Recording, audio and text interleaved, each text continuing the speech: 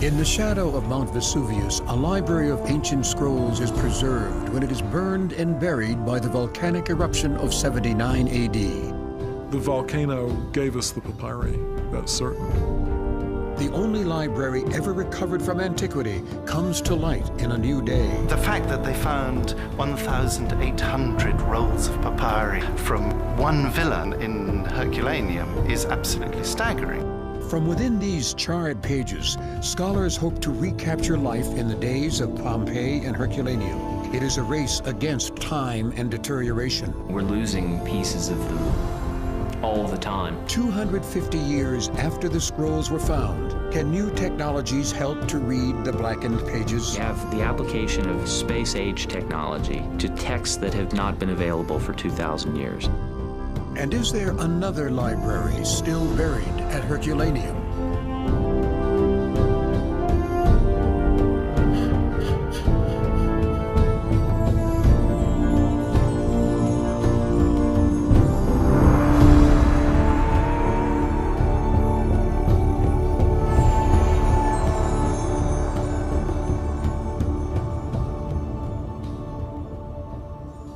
At the National Library in Naples, Italy, scholars read from the pages of history's most fragile ancient library, scraps of papyrus transported through time by an unlikely set of circumstances. The eruption of Mount Vesuvius in 79 AD burned and buried nearly 2,000 papyrus rolls. The carbonization preserved the scrolls when they would have otherwise turned to dust. So this whole process preserved them for us. If they hadn't been burnt in this way, then they would have just rotted away. Io sono un amico del Vesuvio. I am a friend of Vesuvius. I am a friend of Vesuvius, because Vesuvius, with the eruption of 79 AD, has conserved this papyri. More than 2 centuries after they were first discovered, many scrolls have yet to be unrolled or read. Only from the villa of papyri do we find these entire rolls. The problem is we don't know fully how to unroll them when they're completely carbonized and blackened. From more than 10,000 scattered and charred fragments, scholars work to recover the lost writings of classical philosophers and new perspectives on 2 ancient cities silenced by Vesuvius. In the ancient world, the cities of Pompeii and Herculaneum reach their peak in the thriving Roman Empire. Both cities are located between the Bay of Naples and the fertile foot of Mount Vesuvius.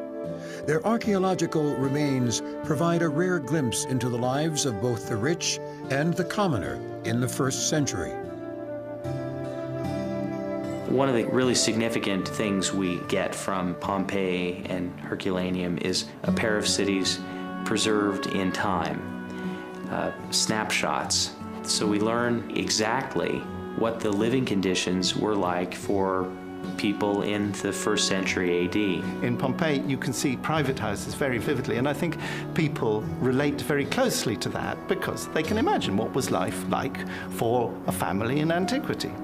They were nice places. Even the houses of bakers and fullers and people that we would think are quite lower middle class, who had been given a chance to enjoy themselves by the wonderful kind of first try at modern civilization that was the Roman Empire. While they are sister cities, Pompeii and Herculaneum have distinctive personalities. The larger city, Pompeii, is a busy commercial center. Herculaneum is located closer to Mount Vesuvius than is Pompeii. The pace of this seaside community is more subdued. It is one of the most beautiful towns on the Bay of Naples. Herculaneum was very different from Pompeii. It was a seaside town, it was something of a port, therefore, but it always had a somewhat more cultured air to it. It was in touch with the intellectual life of the day to a greater extent than Pompeii was. Herculaneum is a very small city, but also a very refined one, especially regarding the villas. And consequently, at Herculaneum, we see houses, pictures and sculptures that are more beautiful and rich than those that we see at Pompeii. Many of Rome's rich and powerful citizens have properties here.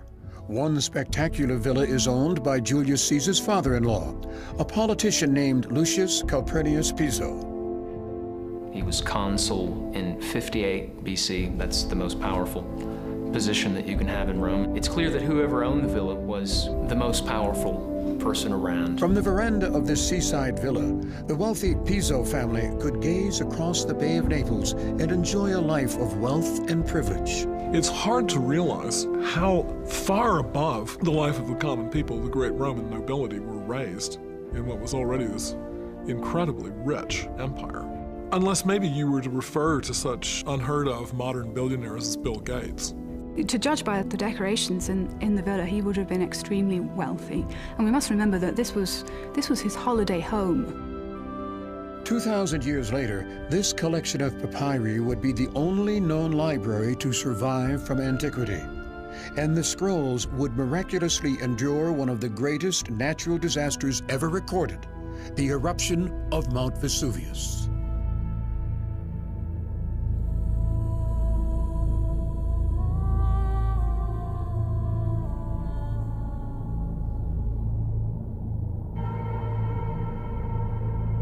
The horror of an August day in 79 AD is forever etched in the faces of the victims of Vesuvius. As a volcano explodes around midday, a witness records the scene as a dark cloud of ash stretches across the sky. And Pliny observed this strange mottled cloud, and this was the start of the eruption. Archaeology shows us what was actually going on in the cities at the foot of Vesuvius, and there it was absolutely dire. In the town of Pompeii, the town was being covered by ash and pumice. You can reconstruct in minute-by-minute detail their deaths, which were absolutely horrific. There is this long rain. The rain comes down of the lapilli for at least 12 hours, and it must be very choking, but it doesn't actually kill people. And they're all trying to find strategies for survival. Some of them get out of the city, some of them hide. People were choking and so on, but they were mostly able to escape. It was only the greedy ones who wanted to go back for their money and their valuables who tended to succumb. Because of their locations, the victims of Pompeii and Herculaneum meet very different ends. Pompeii is blanketed with falling ash. The ash conforms perfectly to its victims, preserving a nightmarish imprint of their deaths. Herculaneum's victims are enveloped by a cloud of gas, then skeletonized by a flow of hot mud. At a certain point, the volcano released a cloud of superheated gas and steam, which the volcanologists call a pyroclastic flow. This terribly hot mud mixed with gas, heated to around 325 degrees Celsius, that's 3 times above boiling point, came down and overwhelmed everything in Herculaneum, burying it in a depth probably of 70 feet. For many years, it was thought that all of Herculaneum's residents had escaped. But in the 1980s, hundreds of skeletons were found clustered near the shore. Certainly, people were trying to escape from Herculaneum by boat. Near the shoreline, hundreds of skeletons were found. So they didn't get out quickly enough. And then came the pyroclastic flow, and there's no getting away from that. It must have been a terrible end. The city of Herculaneum would remain buried for 1,700 years, its location forgotten as the modern city of Ercolano is built above the site. But in 1709, a chance discovery reveals this perfectly preserved ancient city buried under volcanic material. The original discovery of the town of Herculaneum was made when someone was digging a well. They dug a well, and at the bottom there was a statue. So this encouraged excavation, and it was done by tunneling. The tunnels they were working in were only wide enough for one person, and just tall enough to walk under. They're following, like moles, these deep trenches along the foundations of the ancient buildings and extracting sculpture and other precious items as they go. By today's standards, the first excavations are not very scientific. Workers tunnel into the city and hunt for precious objects. The immediate object of the excavations really was a treasure hunt. Charles of Bourbon was most interested in the kinds of materials that he would then come to display in the Royal Museum. The finds from Herculaneum would fill the royal museums. The discoveries here and later at Pompeii would attract international attention and turn Naples into a prime tourist destination. People were realizing that these were some fundamental places that showed how the ancients lived. This large first-hand discovery of an entire city really brought it home to people. The archaeological discoveries would have long-lasting impact on art and culture worldwide. But no find would attract more attention than the villa owned by Lucius Calpurnius Piso. The Villa dei Papyri turned out to have an extraordinary treasure trove of bronze sculpture and marble sculpture. There's never been another Roman villa discovered that had a comparable amount of sculptural decoration. Archaeologist Carl Weber would create this floor plan drawing of the villa in 1754, even though the structure itself is still buried. He describes the vast estate as the most valuable and richest villa in the ancient world. But the single most unique discovery from Piso's villa was almost overlooked. 1,800 carbonized papyrus rolls are at first mistaken for charcoal. In 1752, they were working in the Villa of the Papyri and discovered these very mysterious objects which appeared to be lumps of coal. They did not realize these were papyri. This is understandable because the concept of a papyrus did not exist. They saw what looked like carbonized tree branches. We even know that the first 3 or 4 papyri were burned for heat. At first, it seems a number of them were thrown away or used perhaps as fuel on the fire. But at some point, somebody realized that there was writing on the insides of these lumps, and they understood that they were books. The fact that they found 1,800 rolls of papyri from one villa in Herculaneum is absolutely staggering. And of course, one of our great frustrations is that we cannot get back to ancient libraries. We can get back to medieval libraries because medieval documents survive, but everything from antiquity has been burnt, destroyed. The excavation supervisor notes that hundreds of scrolls are found scattered throughout the villa. He talks about bringing up a huge load of them, even too huge to carry himself. And he describes their nature. He says they're like lumps of charcoal. But Oxford scholar Dirk Obig says that the scrolls not only survived the heat of the Vesuvius eruption, they also were subjected to rain and other forces. well, these are papyrus rolls that they look just like they looked when they were dug out of the ground in 1752, when they were first mistaken for lumps of coal. They'd been smashed by the pressure of the volcanic rubble that lay on top of them. They also got wet in the rains that turned the ash into mud that filled the buildings, which made them shrink around the edges, producing a trapezoidal shape of the papyrus rather than a round cylinder. The discovery of the library at Herculaneum would attract international attention and anticipation. The news of this incredible discovery made its way around the learned centers of Europe very, very quickly. And so people had great hopes that you might find lost tragedies of the great playwrights of Greece. This was our first chance to reach directly into antiquity and try to pull something out. In Naples, King Carlo sees the scrolls as a way to boost his prestige internationally. It was good for the king's public image to have such a treasure in his own kingdom. Anybody who came to Naples after that time wanted to know, what's with the papyri? Can we see them?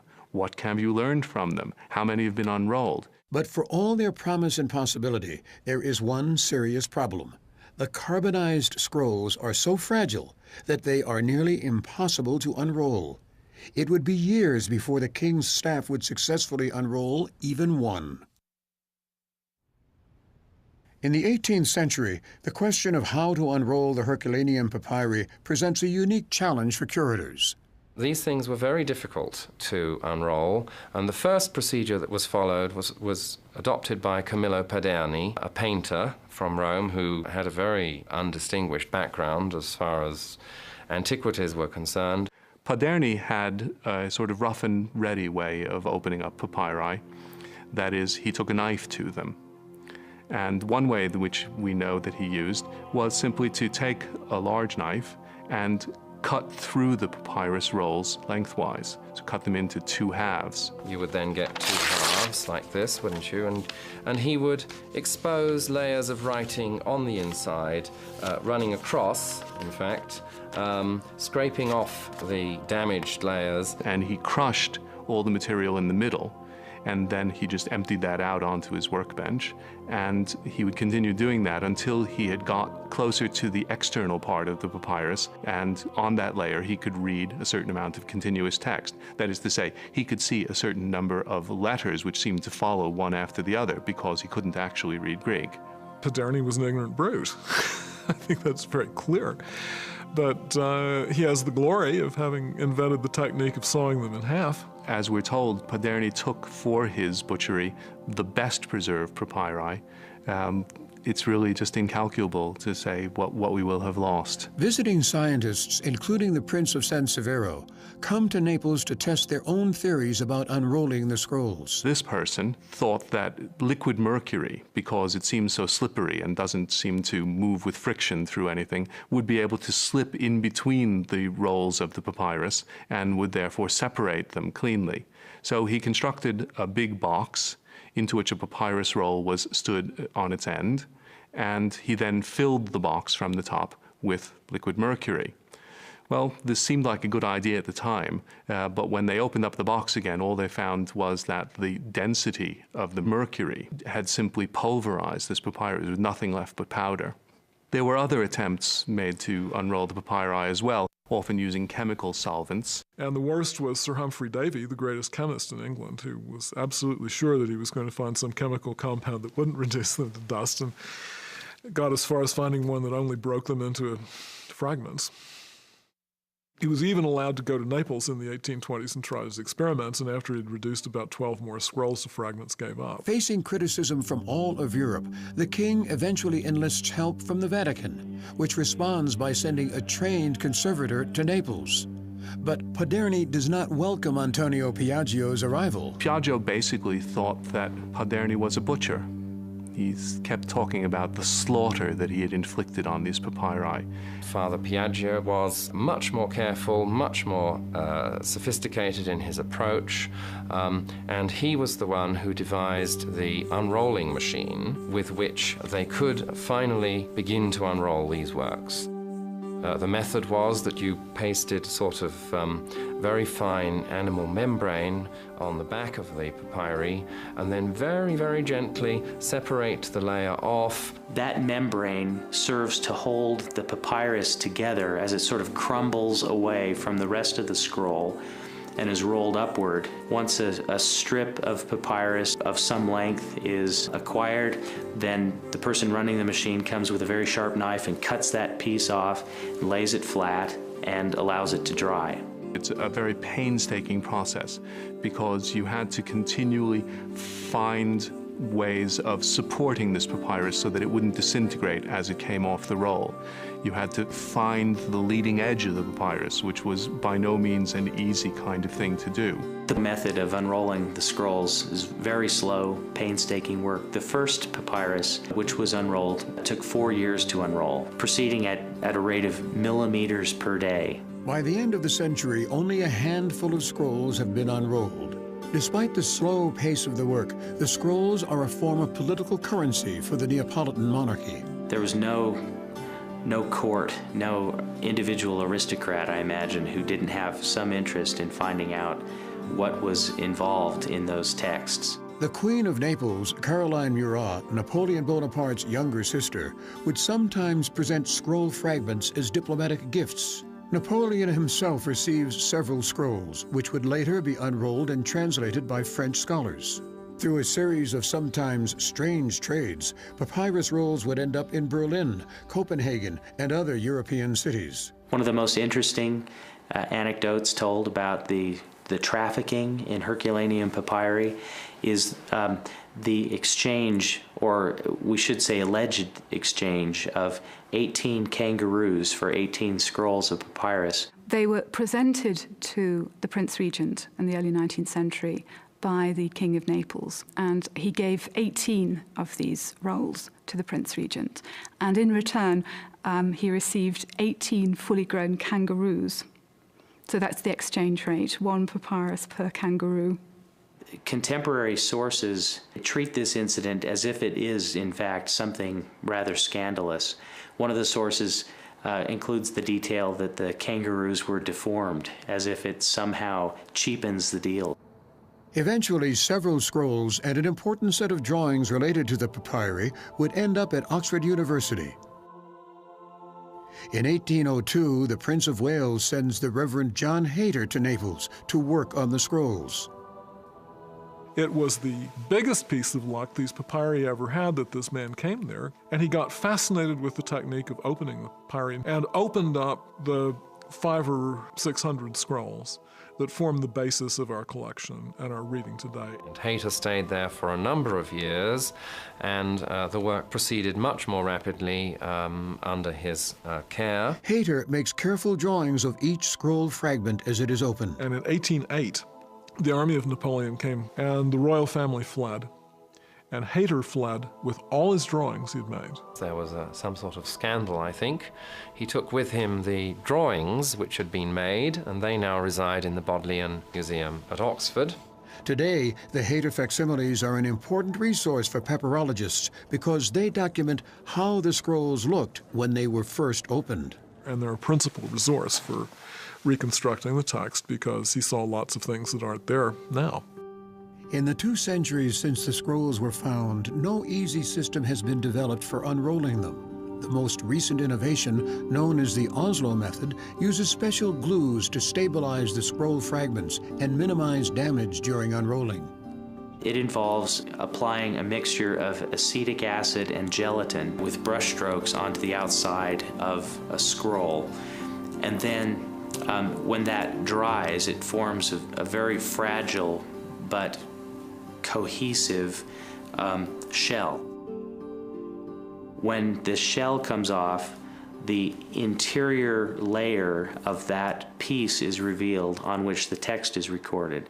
The problem with doing that is every time it's a little bit is peeled off, the papyrus breaks slightly, and you can see a break about every centimeter or so where they've pulled a little bit more off and then a little bit more off. It remains glued to the rice paper, but from a conservation point of view, you've actually destroyed a bit of papyrus every time it breaks, and over a period of time, that's where the papyrus will wear. Those who work to read and publish the thousands of fragments now stored in Naples face unusual challenges making sense of the carbonized and crushed papyri. Well, I suppose they look like toast. They are brown, dark brown, bits of them are sort of grayish, very broken, fragmentary surface. And then against that, you can see a kind of shinier gray ink. That's what we're looking for, of course, is this ink. The surface is not at all flat. There are ridges in it, which come from the papyrus having been rolled up and then squashed. It was like flattening out a potato chip. Papyrus is a little thicker than potato chips, but it's nearly as brittle. You can't sit at a table, put the papyrus flat on that table, look through the microscope, and you'll see everything.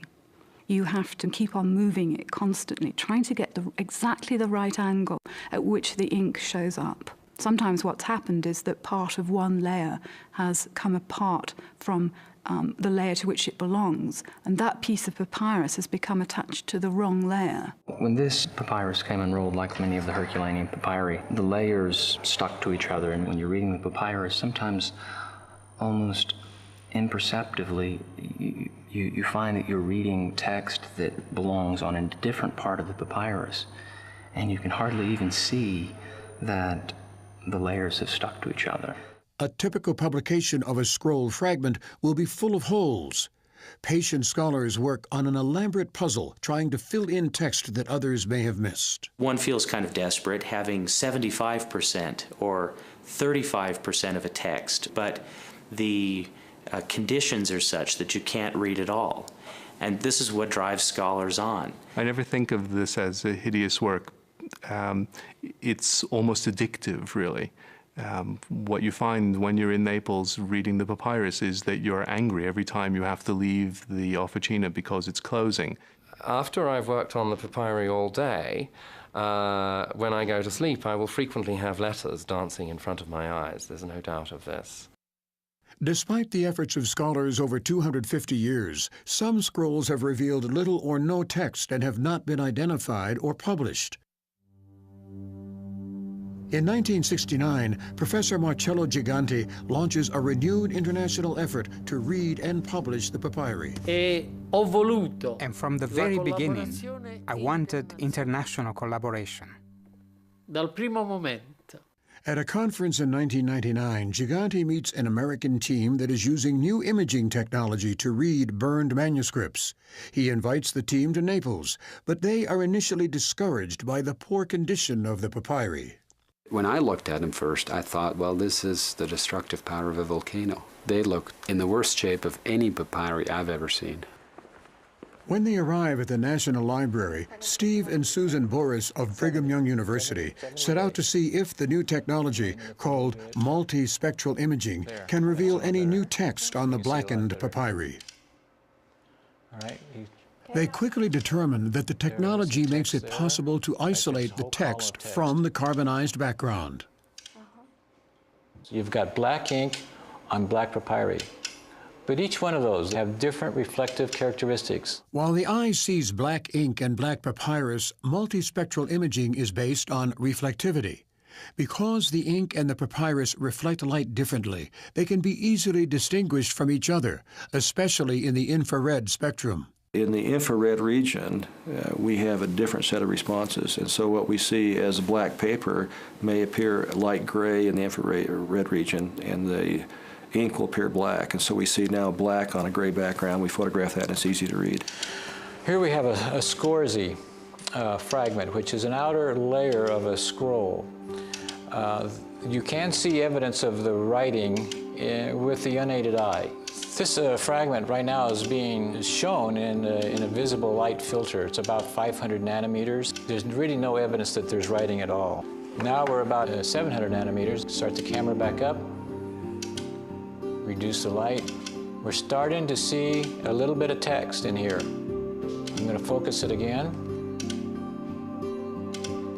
We're now seeing an image with almost complete text in the infrared using a 1000 nanometer filter, which before the very first image, using visible filters, we were seeing virtually no text. Multispectral imaging was originally developed for the space program. NASA's Jet Propulsion Laboratory uses the technology to study the Earth and other planets. People at JPL have tried to determine what's on the surface of some of the planets on their flybys, and that gave rise to the idea that perhaps on a smaller scale, we could now start to image some of these troublesome texts and archaeological objects. In Naples, when word spreads about the new technology, skeptical papyrologists immediately bring the BYU team their most difficult fragments for study. I just told them, well, if you really can bring out new letters, I've got a challenging test case. There is a piece of papyrus which Richard Janko and I worked over for an entire hour with the microscope, and all that is visible on it is blank surface plus remnants of 2 or 3 Greek letters. So if you can do something with that one, I'll be very impressed. So with fear and trembling, they took the piece of papyrus in, put it under the multiple imaging spectrum, started turning it up, and right in front of Jeffrey Fish's and my amazed eyes, every single letter on the papyrus sprang to life. Well, I thought he was going to have a stroke, but he was very excited. I actually moved out of the way, and he sat down at the screen. He maneuvered the text on the screen so he could see the full column of text. And I think he sat there for 10, 15, 20 minutes looking over that text for the very first time. Richard Janko had a similar experience with another fragment that had been very difficult to read. And suddenly, instead of 3 letters, there were 60 letters. We went back to the library to check this, to confirm these readings. I assumed that I would be able to confirm them. And after 10 minutes, we realized that we had the fragment upside down. And I realized also that we could never confirm these results with the human eye, because the human eye cannot see those wavelengths of light. These before and after images show what was visible to the human eye and the text that is then revealed in the infrared spectrum. The letters are kind of leaping out of the papyrus in ways that we never imagined. And so we're getting new words, we're getting new letters, new thoughts, new readings. The multispectral images would allow for dramatic new readings. They would also allow for study of the papyri outside of Naples. Mm-hmm. So which filter is this one with? This filter was at 450 nanometers. So pretty much visible light. Visible light. Naked eye. Yeah. This image, which obviously is very striking, was taken at 1,000 nanometers. That's in the infrared. Now we've taken these 2 images and done a photographic printout. It really is amazing when you compare the 450 nanometer image with the 1,000 nanometer image.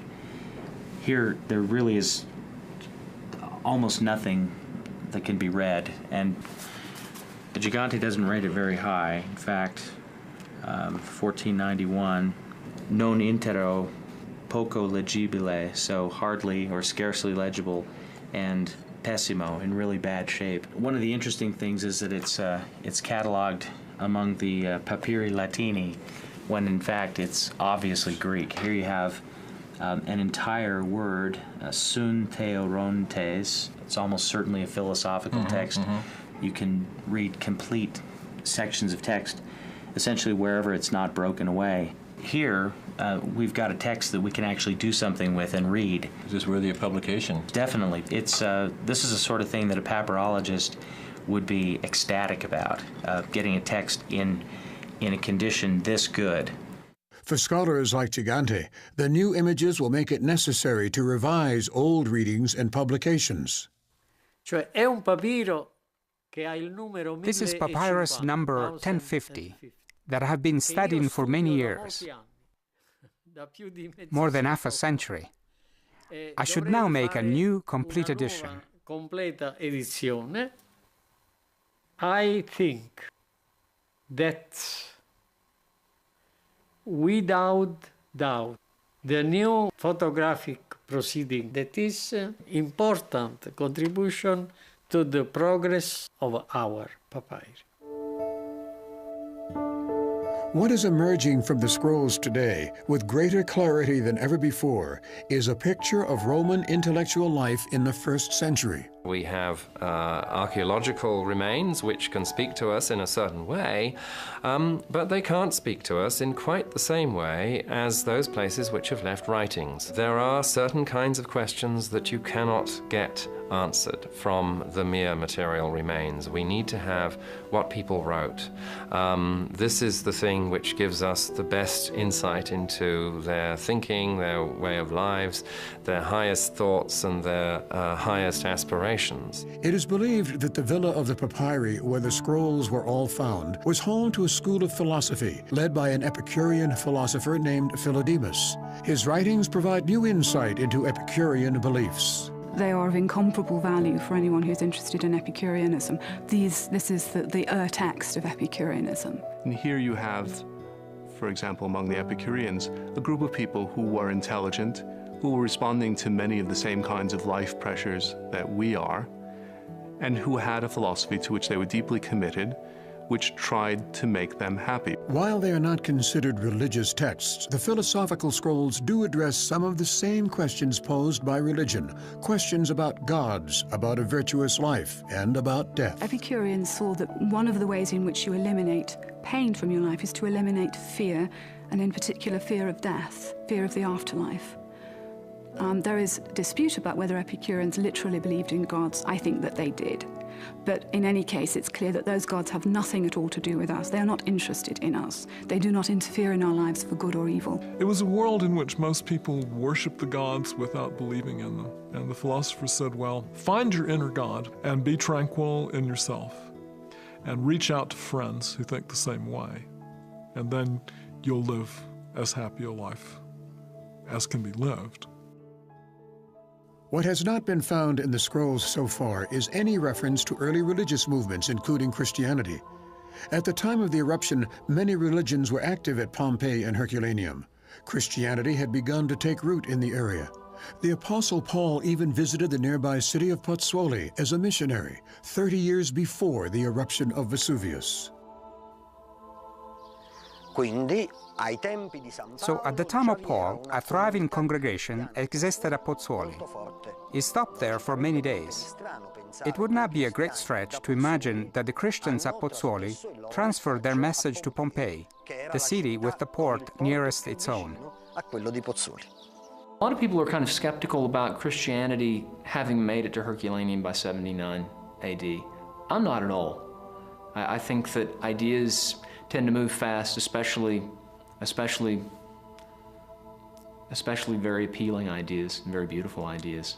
Although Christians were probably there at the time of the eruption, most scholars believe that the Herculaneum papyri are very unlikely to contain Christian references because of the age and ownership of the library.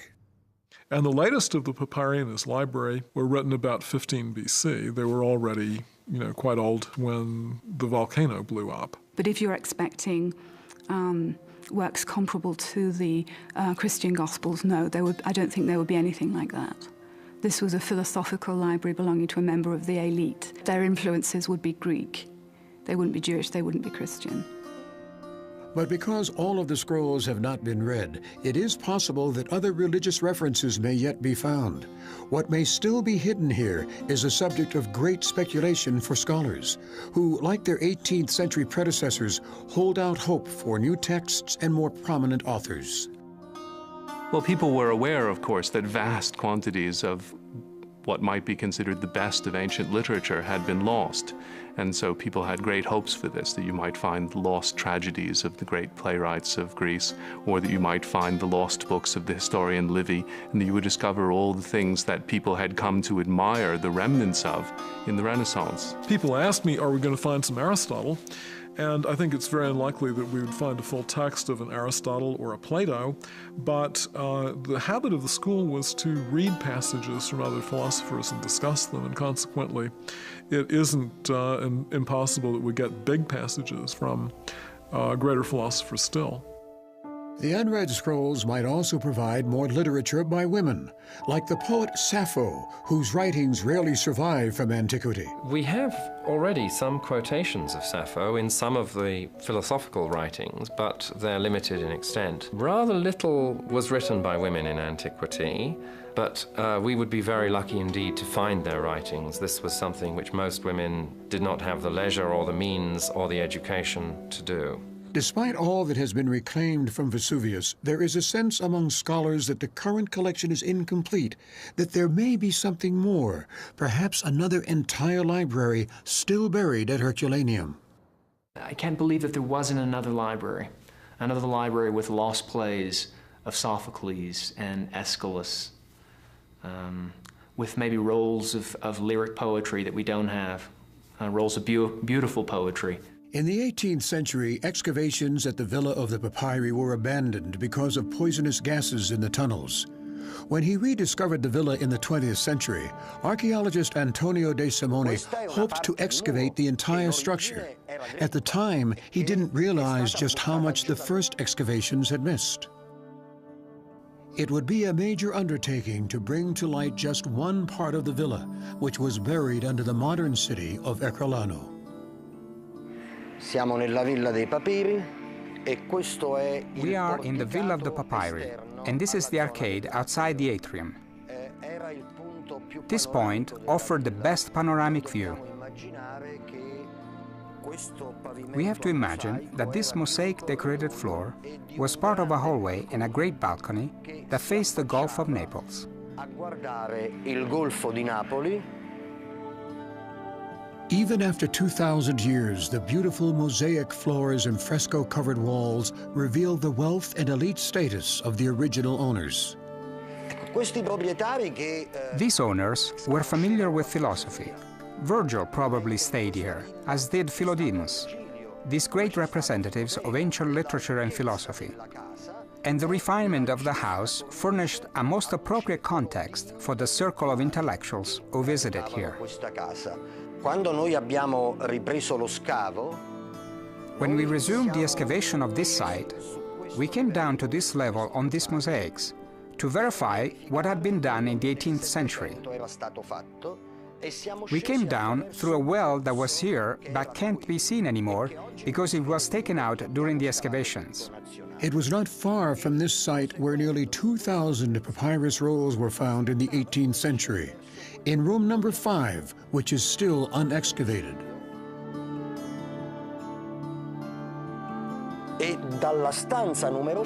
And from room number 5, along this trajectory, were found the nearly 2,000 papyri that are now kept in the National Library in Naples.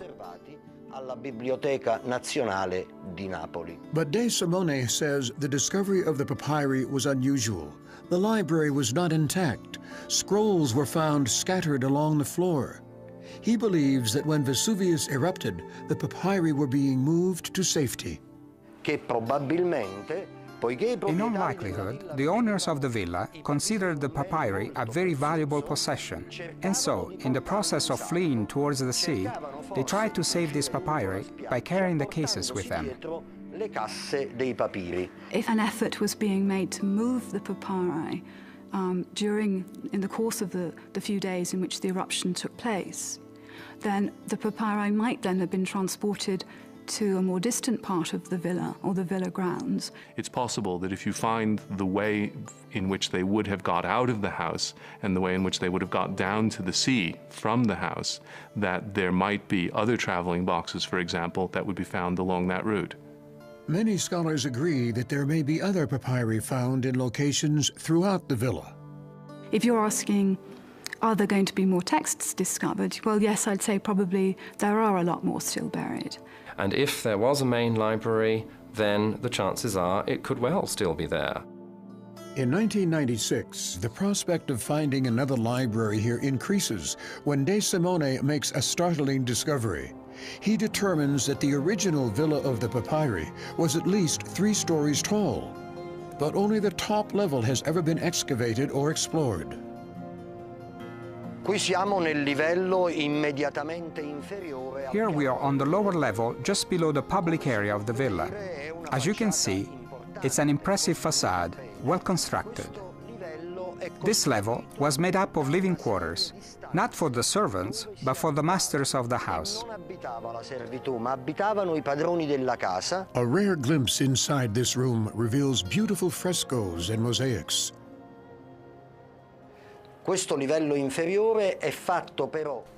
This lower level is full of rooms with mosaics on the floors and important pictures on the walls.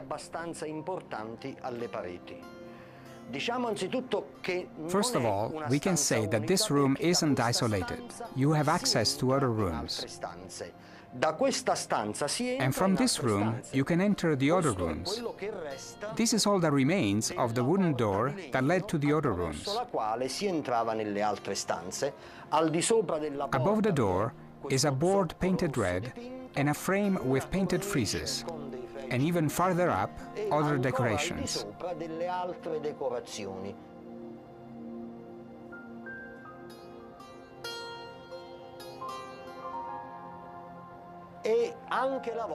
The vault is decorated as well.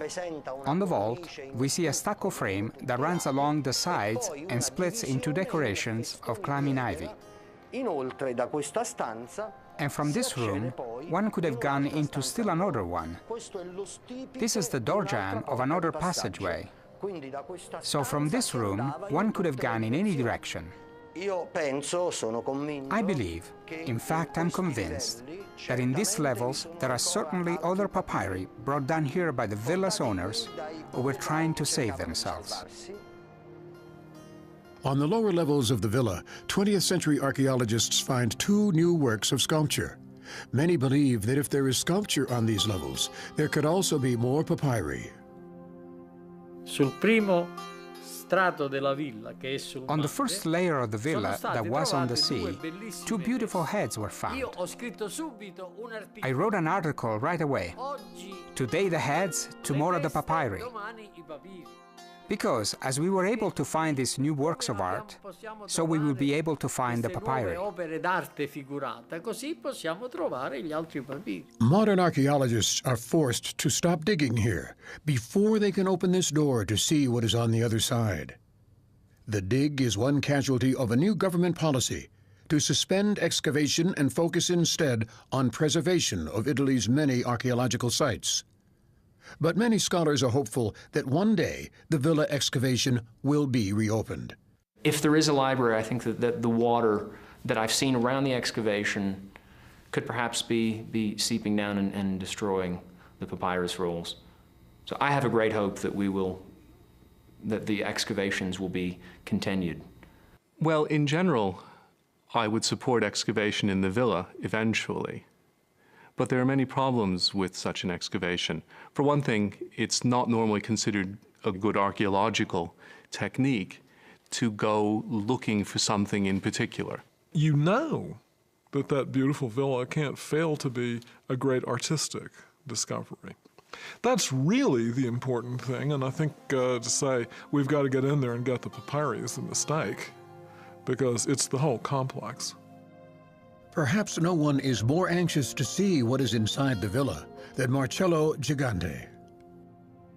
There is a part of the villa which never was excavated.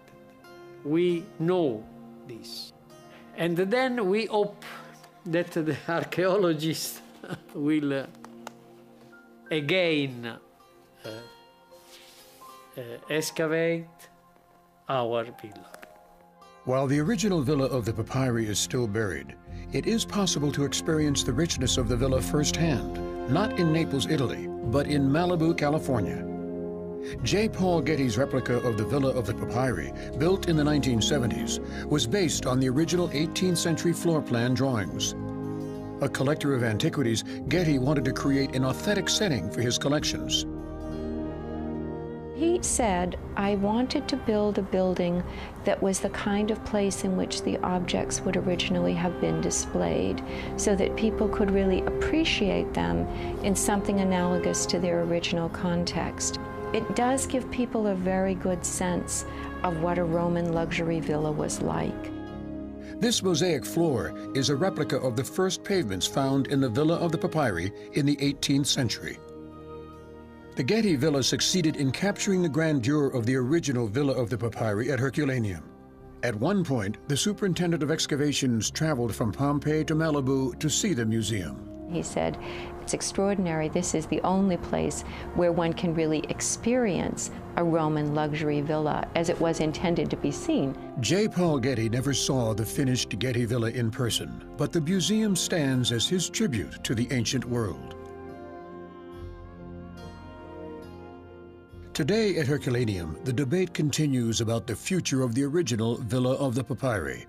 Most archaeologists agree that it is more important to preserve what has already been excavated here than to expose new parts of the site. We simply don't have very good techniques in many cases for conserving these objects. In fact, the situation around there is so disastrous that many things which we could preserve aren't being preserved simply because we don't have the money and the people to do it. Everything is in a critical condition. Wherever you go, you see the appalling difficulty of maintaining what has been excavated. You can look at the bits that were excavated in the 18th century, and they're reduced effectively to bare walls, to rubble. You can't see any frescoes. If there are any mosaics, they've long since been overgrown by vegetation and so on. And essentially, it's lost apart from the very bare bones, the skeleton. The few excavations that are active today at Pompeii are different from those in the 18th century. They focus on the pre-Roman history of the city. There is very little pressure or interest in exposing new parts of the city because of the problem of maintaining and preserving the rest of it. Take this out carefully here. It may, when you get into here, you can't do more than just try and... Everything that hasn't been actually restored within the last 10 years needs restoration now. And that is why there's so much worry about doing new excavation. If you can't maintain the excavations of as recently as 50, even 30 years ago, how can you justify doing new excavation which will add to the problem? And the Italian government has made big efforts in recent years to increase the money spent on the very costly process of restoring and maintaining the site. I think that's very welcome. But maybe you can never win. Like the archaeological sites that were frozen in time when they were sealed under volcanic material, the Herculaneum papyri are also deteriorating. I mean, we're losing pieces of them all the time. The papyri are disintegrating in front of our very eyes. When you look at a scroll, there is black dust over the whole thing. If you just take a little bitty piece of this carbonized papyrus and just touch it, it just turns to dust immediately. One's always afraid when working over the materials of sneezing. It is a terrifying thought that one could blow away a part of the scroll by an ill-advised sneeze. Deterioration has always been a big issue. Even Piaggio says that the longer a scroll has been open, the fainter its characters have become. The text that I'm working on, when I started working on them 10 years ago, I could read many more letters in them than I can read today. We have no photographic record of what they looked like then, because photographic techniques were not such that they could capture them. On the 250th anniversary year of the scroll's discovery, the National Library and Brigham Young University complete an imaging project as they work to convert multispectral images of more than 10,000 scroll fragments into a permanent digital library. Well, no one has really come up with a particularly good way of conserving the Herculaneum papyri, because anything you do to them alters them. And so the modern approach to conservation is to try to make as good an image of an object as possible. And these images are so far the best that we've been able to get. It's really exciting to have tens of thousands of images in this digital library. No matter what happens to the originals, we'll be able to now have digital images that will survive indefinitely. The creation of a digital library will assure that the philosophers and writers whose voices are heard only through the Herculaneum papyri will never be silenced again.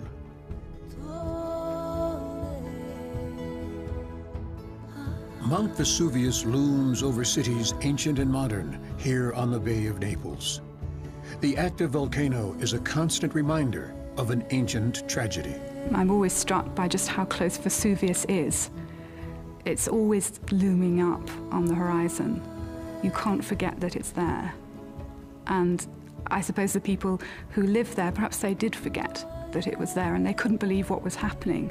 For visitors here, there is always a sense of the people who lived in these spaces and built these cities. I would like to feel the ghosts of antiquity rather more strongly and not less strongly. In a sense, what I want to do is feel their presence here and how did they use these spaces that we see. You can see the moment of death very vividly, but in a sense what I want is not the moment of death, it's getting behind that to the life, the many moments of life behind that. And it is here, the traces are here, and it requires a patient effort of historical imagination to put those traces together and recapture ancient life. The Herculaneum papyri alone reveal the people's thoughts and daily lives in the days before Vesuvius swallowed up these ancient cities. It makes me sad that that kind of a tragedy was what froze Herculaneum so that we can read these texts. I love to imagine Philodemus reading these things to people like Virgil. I love putting myself back there in the villa.